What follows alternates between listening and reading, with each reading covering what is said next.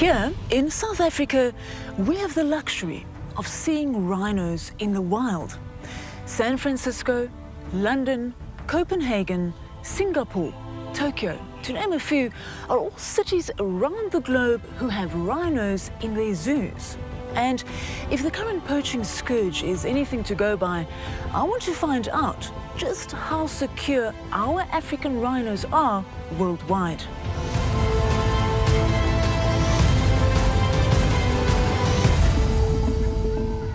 Imfolozi Game Reserve, home of the white rhino. It was here that Operation Rhino was launched by the late Dr. Ian Player.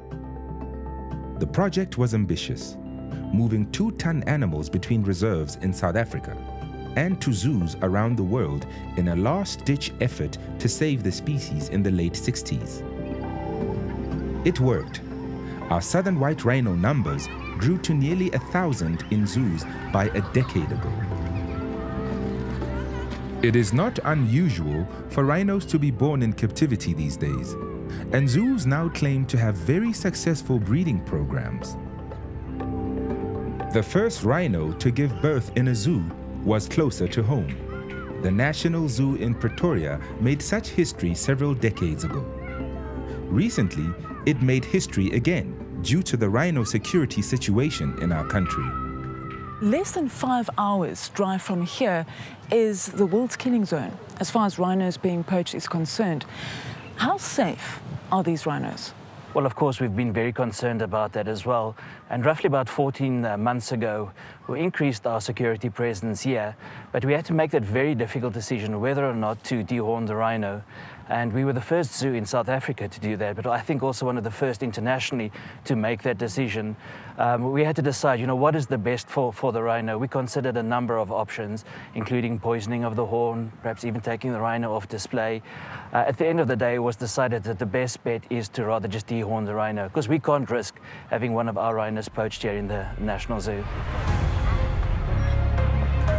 One hopes it's difficult for poachers to get past security and into guarded enclosures at zoos to kill rhinos and steal their horns. But unbelievably, international museums have been hit by illegal wildlife trade criminal syndicates. Museums have moved their rhino horns off display and into vaults as a security measure, but even the vaults are not secure. It is suspected that an Irish cartel struck a special storage vault being used by the National Museum in Dublin. 3 males raided the storeroom and bound the security guard. 3 black rhino heads and 1 white, all from Africa, were taken. Lord of the Dance star Michael Flatley has also been a victim of these rampant rhino-horned robberies taking place around the world. Museum thefts in France, Ireland and England have meant that European zoos are on high alert. Vice Director of the Copenhagen Zoo, Bengt Holst, connected with Bonne over Skype to inform South Africans of the security measures the zoo has taken to protect their rhinos. We do have a very good safety and have had it even before the poaching really started seriously in South Africa. So during night time they are locked up in a very safe stable. We have cameras in the stable and outside, and we have guards in the zoo when the zoo closes. Then we have special guards coming in and taking over from us. So you are confident that your rhinos in Denmark are safe? I'm totally confident that they're safe here, and that goes for many other zoos as well. Some say that in just a few years, this is where the only rhinos will be. Behind barricades, safe and secure in protected facilities like zoos and breeding farms. The fact is, we need to secure them as best we can, right now.